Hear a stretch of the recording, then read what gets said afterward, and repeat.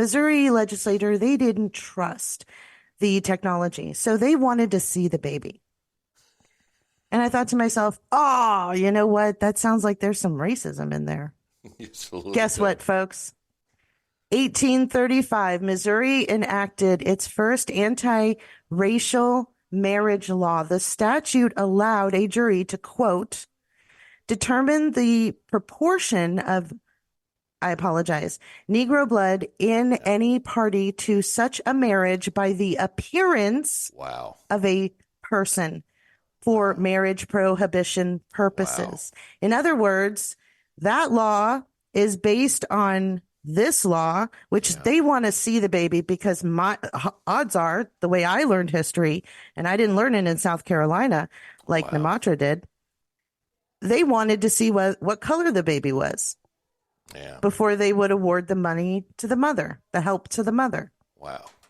That's disgusting to me. Wow. I mean, that goes exactly to the point. I think they need to send a robot from the future back to look for Sarah Connor and come with me if you want to live. My God. How did we get into this? And I think he might feel like he would be obligated to do that, because Arnold has spoken about being raised by a former SS soldier. That's true. And how he had to unlearn the racism, and how traveling around the world he realized how racist his family and his home actually was. Somebody needs to build a time machine. Somebody buy a DeLorean. We need to get back to 1835, and we need to do something about this law, because later on we're going to have issues today if they're getting rid of IVF, because I don't know, the Labitiqua community seems to be the most up and coming community that is using IVF, but whatever, punish everybody just to make sure one person doesn't get it. Kind of like how we don't have universal health care. Yeah, exactly. Yeah, it's fine. According to Tom Hartman, Yeah, well, and Tom is a great guy. Tom is a fantastic guy.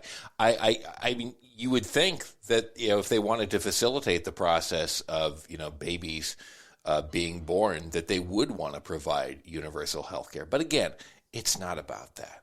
It's about controlling women, and controlling everybody else too, but especially women, and making sure that if they do have a baby, that they're going to be in medical debt. I'll tell you, the first debt that my wife and I were in was as a result of the birth of our first child. The bill. This is back in the day. 1999 was back in $10,000, and insurance covered $5,000 of it, and so we started out with $5,000 of debt, and we did not get rid of that for a long, long time. And some people never get rid of it. So again, another way in which that is about controlling women, making sure that they are hemmed in at every possible point.